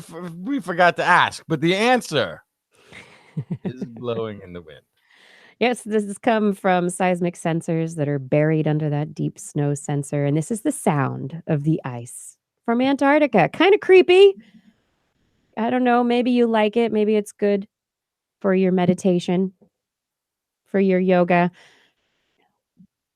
But it is now time for us to come to the end of the show. You have any more stories there, Justin? I have several more that I will slow. No, I'm kidding. I'm done for tonight. But I will bring more stories next. More stories for next week. Fantastic. So we are going to move on. It is the end of the show now. I would like to say thank you to everyone for listening, for watching. Those of you watching live, thank you for being a part of our chat rooms, or not, just for being here while we're live.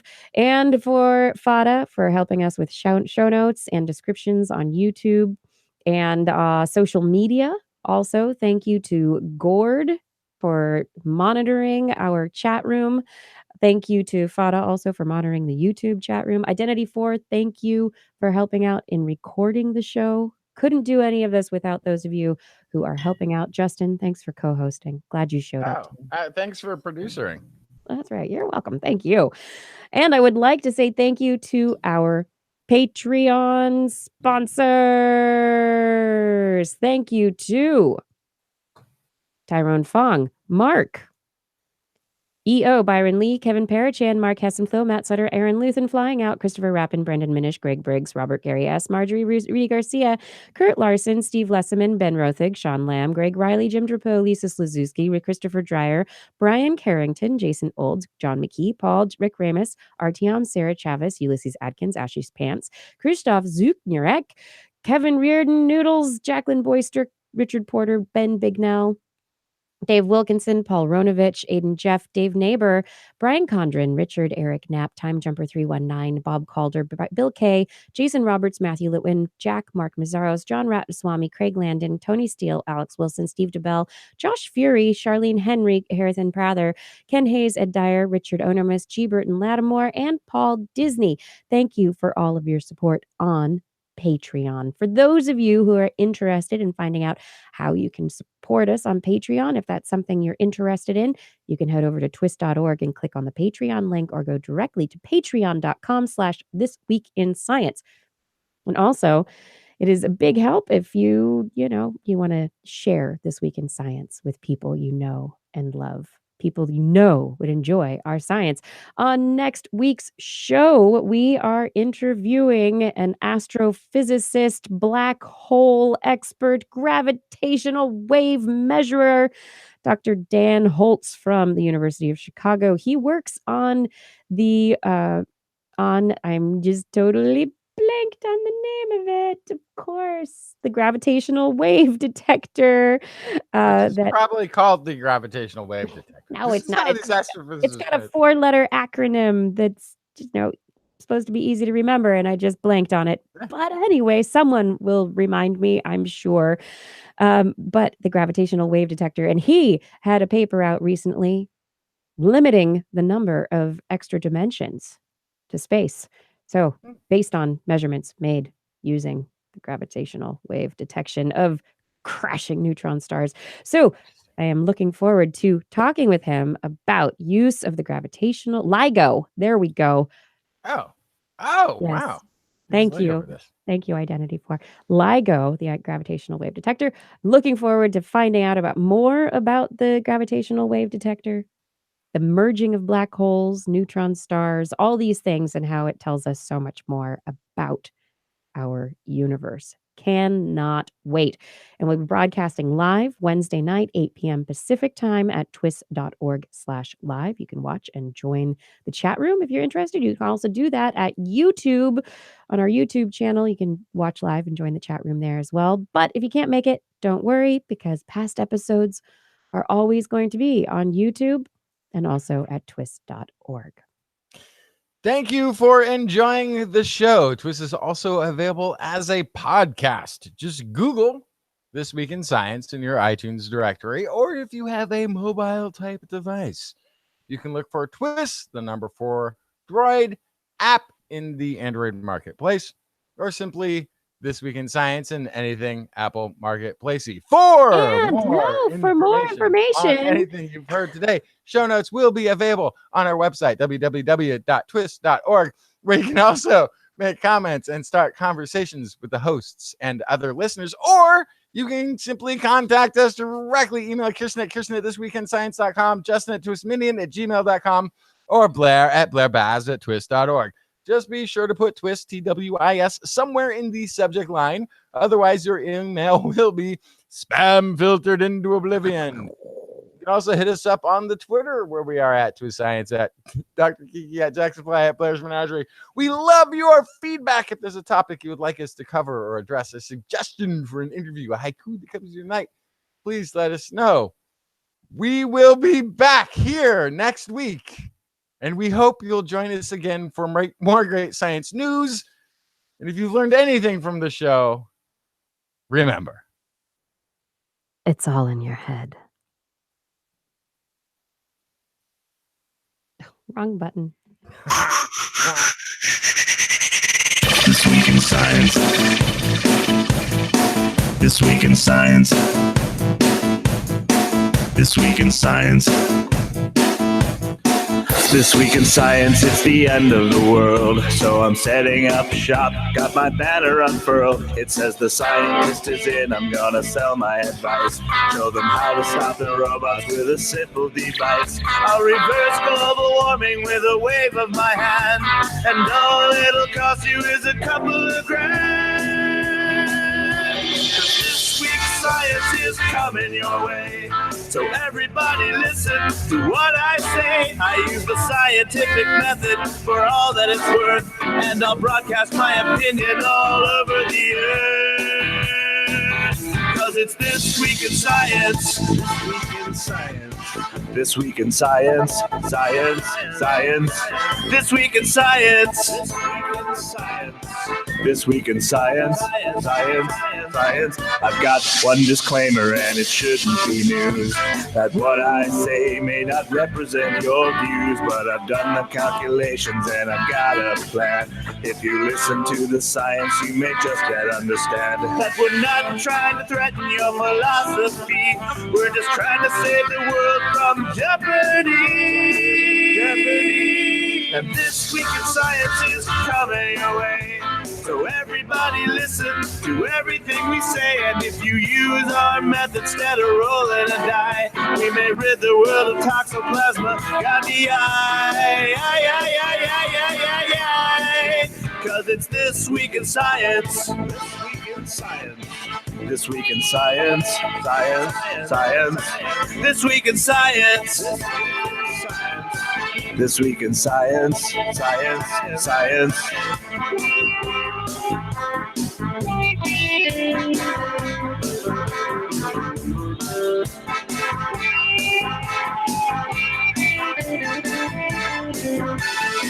I've got a laundry list of items I want to address, from stopping global hunger to dredging Loch Ness. I'm trying to promote more rational thought, and I'll try to answer any question you've got. But how can I ever see the changes I seek when I can only set up shop 1 hour a week? This week in science is coming your way. You better just listen to what we say, and if you learned anything from the words that we said, then please just remember it's all in your head. Cause it's This Week in Science. This Week in Science. This Week in Science. Science. Science. This Week in Science. This Week in Science. Science. Science. This Week in Science. This Week in Science. This Week in Science. This Week in Science. This Week in Science. This Week in Science.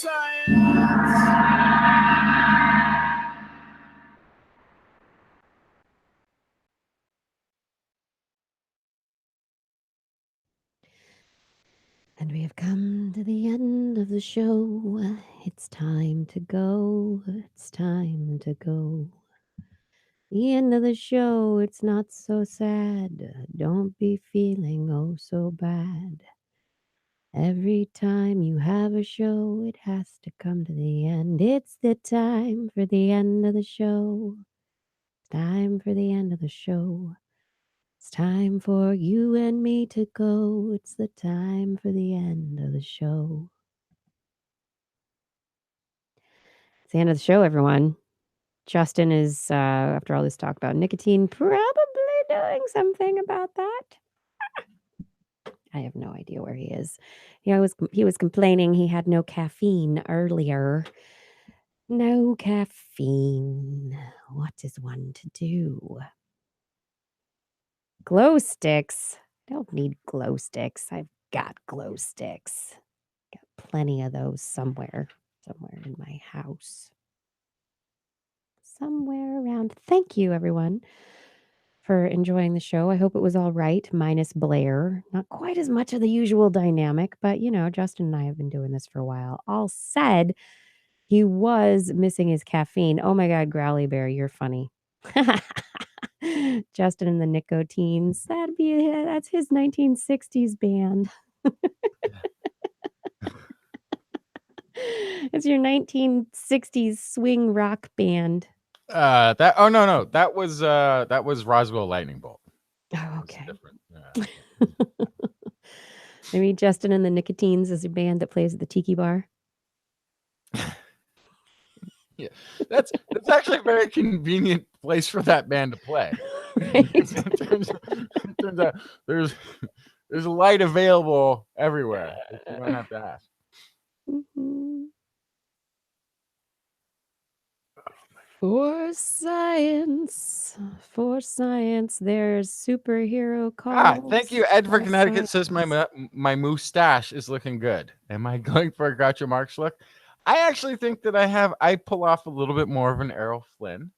I was wondering what is. I'm gonna put just the camera on you for a moment. What is going on with your upper lip these days? So this is in the tradition of Movember. Where, but it's October. When people, I need a bit of a running start. It turns out that 6% Native American blood perhaps is cut down on the ability for this human organism to produce facial hair. So this is, I understand this is mid-October. Started a while ago. This is my running start at a Movember participation this year. I've tried to participate in Movember events in the past years, and I don't have enough time. So I'm getting a running head start. This is the all right. This isn't even the foundation. This is just going to be this, but get a little longer by the time Movember.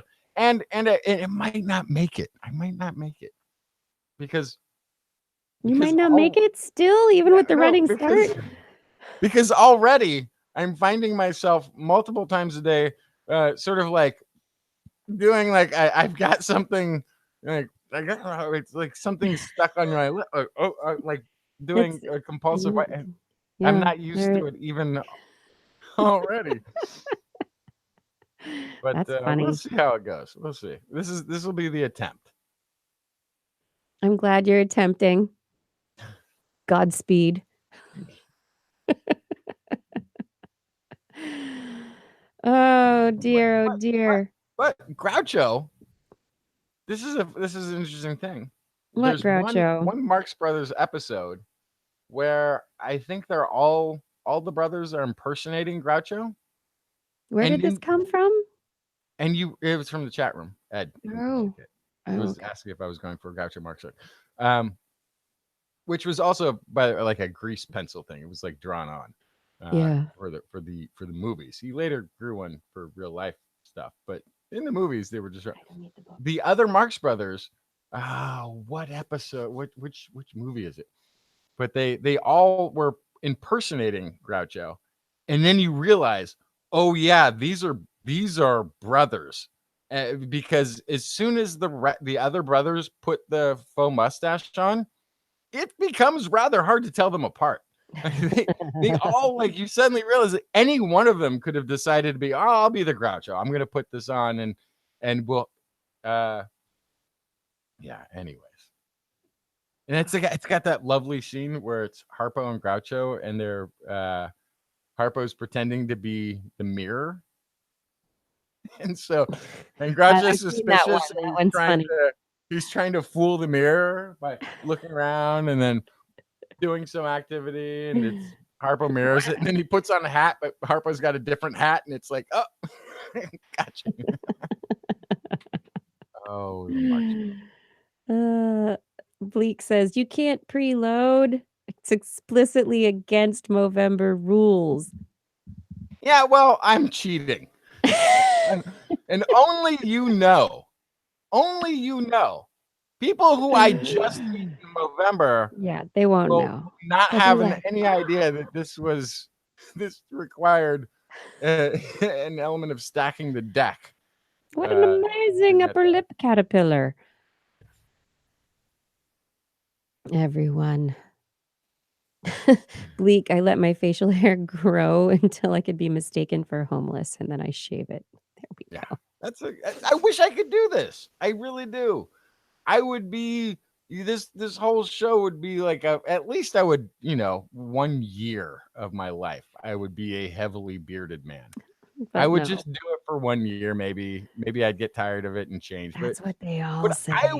I would at least get to that point at some point in I've never been able to do this. I've never been there. This is it's not a bucket list thing exactly. It's not a regret. But I read something about, I think it was an older article from the Discover blogs, an article about balding men.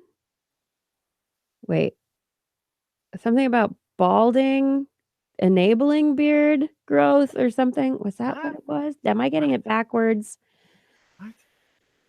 Hold on. I'm just babbling on. Hey, Ed from Connecticut, I do not know if we have a family Halloween costume. Kai is going to be from Adventure Time, but I don't know if I can be from Adventure Time too. Yeah, I know. Kai says, yeah, I know.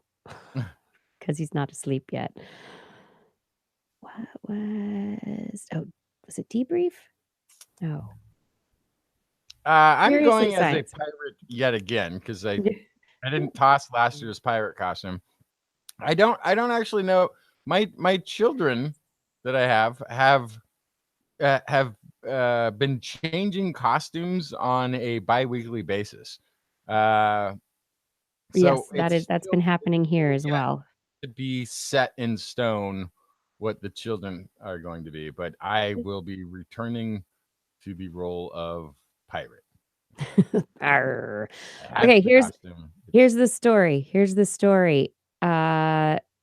In 1988, researchers observed a sample of 100 men that the area of the glabrous skin above the eyebrows was proportional to the area of the hairy skin on the cheeks, lips, and chin. 10 to 11 years later, we measured again 39 of the former subjects to check longitudinally whether the relationship would still be valid. In the group of 39 subjects, the correlation was again significant, and the regression was practically the same as that obtained in the sample 10 years earlier. This would tend to show that ontogeny follows phylogeny. The result is understood as indirect evidence in favor of selective brain cooling in humans.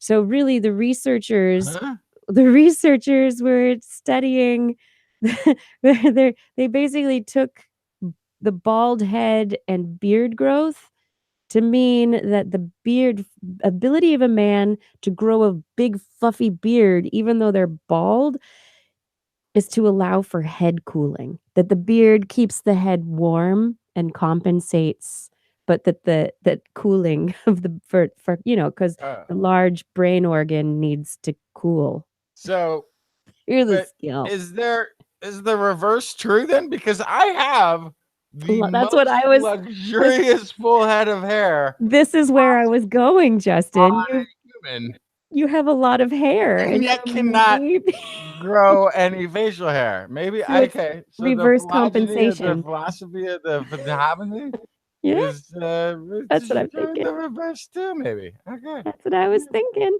There we go. That's kind of To crazy. cool your brain. Cool your jets, man. Cool your brain. Bald people are hotheads. Maybe.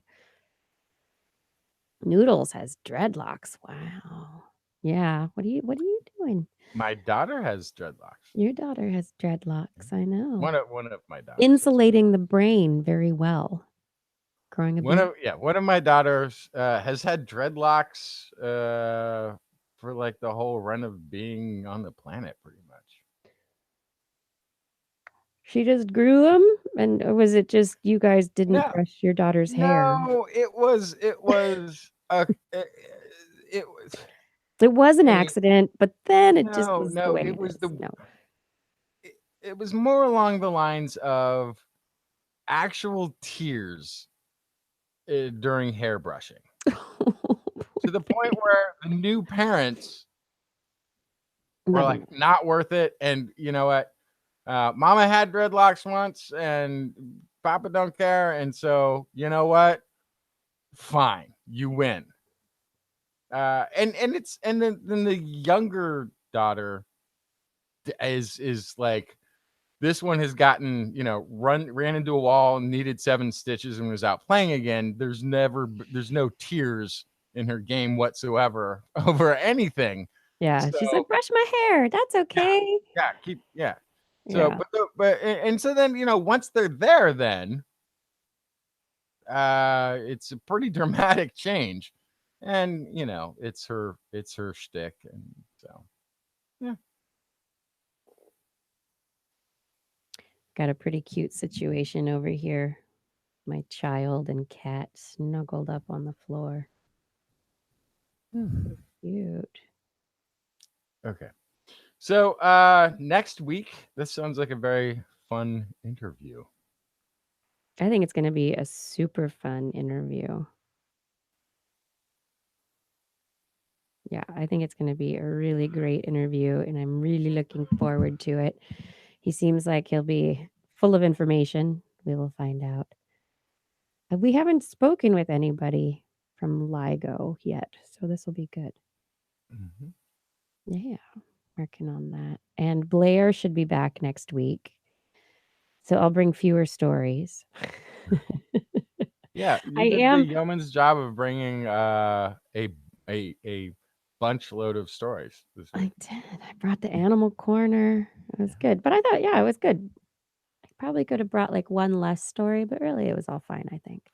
No such thing as making the show better with one less story. I know, right? That never makes sense. Fit it in. We'll talk about it all. Yeah, we didn't talk about any space stuff this week, so we're going to make up for it with astrophysics and space stuff next week. We did talk about space stuff. We had a story that had to tie in with the search for life on Mars. You know, it's hard to get away from the sub-referencing within the science disciplines of other things that it affects when you start talking about one thing. Yeah. Reference, sub-reference. What was I going to say? You didn't tell us, otherwise we could remind you. I know. I always say, like, I'm going to tell you something about this. Let me tell you but something. Not yet. Let me tell you something. Teaser. I'll tell you some things. Oh, Paul, thank you for those files. I see things being added. When is Neil Tyson coming on? Yeah. Wait a second. He's all famous now. Wait, he's been on the show. He was on the show a long time ago. I know. We should maybe I should take the old files and tweet the link to him. Yeah. Get him to and be like, "Hey, remember when you were on the show a long time ago? You want to do it again?" Yeah, that'd be a good idea. So we're still doing it. So the thing about Neil deGrasse Tyson is that he once if we can just get him to show up, yeah, the show's on. This guy is the most natural, extroverted science communicator I think the planet has ever known. And what's almost to me like a secret desire of an interview with him is that we talk about something other than science, because he is still as prolifically, extrovertedly capable of talking about anything. Like, I feel like we could talk about a favorite food show, and he goes, before you talk about the thing you want to talk about, let me just say the 50 favorite things I've ever eaten. And he will have that list for you and reasons why each one. Like this he's one of my favorite people to listen to in interviews, because he will follow a tangent that appears right there in the now and have a just amazingly well thought out response to something that may only just have been occurring to him in the sidelines or subcontext of another conversation. Question. I absolutely adore that quality in a human. And so, yes, I concur. We should have him on this show again. Yes. All right. Let's see if we can do this. Yeah. Hey, do you guys want to hear my poem? Oh, you have a poem? Yes, of course. I always want to hear poetry. I wrote a poem. I put it on my Instagram. There was a little girl in my life who she's my friend's daughter. And is this the poem? And people have been I'm giving you the reasoning behind it, but it's a poem for everyone. But it was a poem for Meadow because Meadow is experiencing like other girls being mean to her, and calling her weird. And so her parents have been having to have conversations with her about how weird is okay. And so I wrote a poem for her. Weird is wonderful, unique like you and me. Weird is astonishing, a treat for all to see. Weird is also different and hard to understand. Weird challenges conceptions by having its own plans. Weird is sometimes unexpected, a shock when unprepared. But weird is always special and a joy when it is shared. Nice. And that is my poem for all the weirdos out there. It's my poem for Bullying Prevention and Awareness Month, which is this month. So all y'all, be weird and share it. Just like we do. Yeah, this is weird science. Oh wait, that's trademarked. I can't talk. It was trademarked. I know. Bummer. I also put hashtag weird is wonderful. Hashtag it's okay to be weird. Hashtag don't let the normals bring you down. I've always had very thin cover at best. Yeah, like there's times when you try to throw yourself out into society as though you don't have a weird bone in your body, but I don't know if I've ever really pulled that off. Yeah. Decent amount of cover here and there, but Nah. Thanks you guys for liking my poem. I appreciate it. It's a nice little poem. Weird. Weird, weird, weird. Weird, weird, weird, weird, weird. I need to take my child to bed. He is now an hour and a half past his bedtime, and it's going to be really hard to get him up for school tomorrow morning. Come on, get your kid to bed. What are you doing? He was supposed to fall asleep, and he didn't. Yeah. He stayed awake, which he promised he wasn't going to do. But he did it again. It's hard, he says. Mommy, it's hard. It's hard to fall asleep during this show. I've tried a few times. And it's really bright lights in here, too. Bright lights, and every once in a while, somebody expects me to say something, which is also makes it difficult. Yeah. All right. Good night, Kiki. Good night, Minions. Good night, Blair, wherever you are. That's right. That's what we have to sing. We have to say the good night, Moon. Good night, Blair, wherever you are. Yeah. So near, so far. She'll be back next week. We'll have the whole team back together, plus a wonderful guest. I'm really looking forward to it. Have a fantastic week. I hope you find some caffeine tomorrow, Justin. Huh? Oh, yeah. No, there's no shortage of supply in these circles that I travel. I know. Good night, everyone. Thank you for joining us for another episode of This Week in Science. We'll be back next week with all of our science weirdness. Please join us again.